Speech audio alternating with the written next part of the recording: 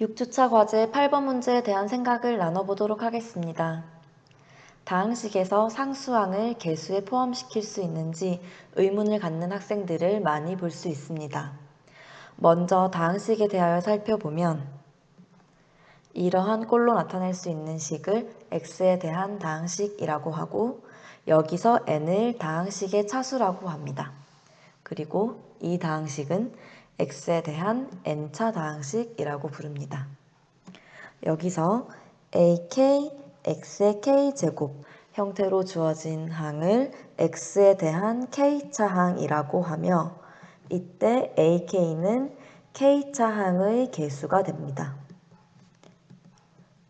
그러면 특히 k가 0인 경우 a0는 a0 곱하기 x의 0제곱을 간단히 나타낸 것으로 생각할 수 있고 상수항 a0는 0차 항의 개수가 됩니다.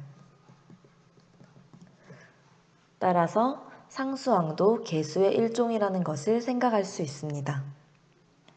여기서 이 다항식을 fx라고 하면 fx의 모든 개수의 합을 구하면 어떤 값이 될까요?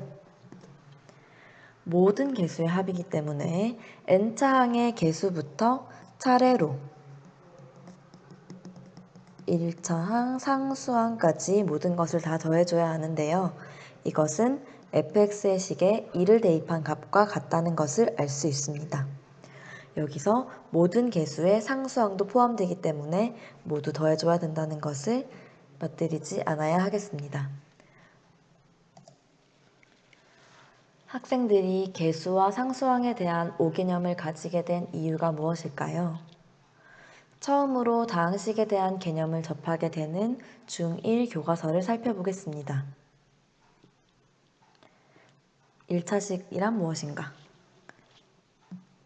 수 또는 문자의 곱으로 이루어진 3의 2000과 같은 것을 항이라고 한다. 특히 2000과 같이 수만으로 이루어진 항을 상수항이라고 한다. 또 항 3a에서 문자 a의 곱해진 수 3을 a의 개수라고 한다. 항, 상수항, 개수에 대해 처음 공부하는 내용에서 수 또는 문자의 곱으로 이루어진 항 중에 수만으로 이루어진 항을 상수항이라고 불렀는데 개수를 설명할 때는 문자 a의 곱해진 수, 문자가 같이 곱해진 항에 대한 것을 기준으로 설명하고 있습니다. 또 다른 교과서를 살펴보면 여기도 마찬가지로 수 또는 문자의 곱으로만 이루어진 식을 항이라고 한다. 수로만 이루어진 항을 상수항이라고 한다. 또 3x와 같이 수와 문자의 곱으로 이루어진 항에서 문자 x에 곱해진 수 3을 x의 개수라고 한다. 개수를 설명할 때는 특정 문자의 개수라고 하면서 수와 문자의 곱으로 이루어진 항을 기준으로 설명을 하고 있습니다. 지금 살펴본 것과 같이 교과서에서 개수를 설명할 때 개수는 문자의 곱해진 수로 한정하여 설명하였기 때문에 학생들은 상수항은 개수를 말할 때 논외의 것으로 생각하기 쉽습니다. 이와 비슷하게 차수 또한 문자가 곱해진 개수로 설명하였기에 학생들이 상수항의 차수가 0이라는 것을 바로 인지하기에는 어려움이 있습니다. 지금 살펴본 중1 교과서 이후로 중2, 중3, 고1 단계의 수학 교과서를 살펴보면 중1 때 다항식에 대한 기본 용어의 정의를 마쳤기 때문에 특별히 상수항을 개수에 포함시킨다거나 상수항의 차수가 0이라는 사실을 분명하게 언급하는 것은 찾아볼 수 없었습니다.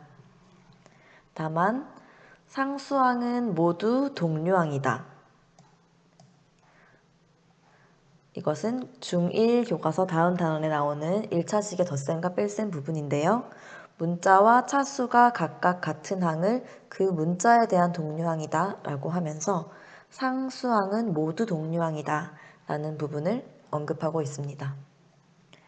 그리고 중학교 2학년 연립 1차 방정식 단원에서 개수가 소수 또는 분수인 연립방정식을 풀 때에는 양변에 적당한 수를 곱하여 개수를 정수로 고쳐서 풀면 편리하다 라고 설명하고 있는데, 여기서 말하고 있는 개수에는 x의 개수, y의 개수, 상수항까지 포함하는 경우도 있지만 직접적으로 상수항이 개수 중에 하나가 된다는 것을 말하고 있지는 않습니다. 그리고 고등학교 1학년 과정인 항등식 단원에서 항등식의 성질을 이용하여 주어진 등식에서 정해져 있지 않은 개수를 정하는 미정계수법을 공부할 때 양변에서 동류항의 개수를 비교하여 개수를 정하는 방법, 문자에 적당한 수를 대입하여 개수를 정하는 방법, 대입과 개수 비교 두 가지 방법을 안내하고 있는데, 여기서 예제의 풀이 과정을 보면 동류항의 개수를 비교할 때 x제곱의 개수를 비교하고 x에 대한 1차항의 개수를 비교하고 상수항까지 비교하는 과정을 살펴볼 수 있습니다. 상수항이 개수라는 구체적인 언급은 없지만 풀이 과정에서 이러한 내용이 바탕에 깔려 있습니다. 그런데 이 내용을 공부하는 학생들이 상수항이 개수에 포함된다는 사실을 간과하기 쉬울 것으로 보입니다. 중1 단계에서 관련 개념을 처음 학습하고 상수항을 개수에서 배제시키는 사고가 고착화되기 전에 이 내용을 학생들에게 가르칠 필요가 있다고 생각됩니다. 0을 지수에 쓰는 표현이 고등학교 2학년에 처음 등장하므로 중학생에게 명확히 설명하기는 어렵겠지만 상수항의 차수는 0이고 상수항 또한 개수에 포함된다는 사실을 단순히 전달하는 방법으로라도 안내하여 오개념을 오래 가지고 있지 않도록 지도하는 것이 좋을 것 같습니다.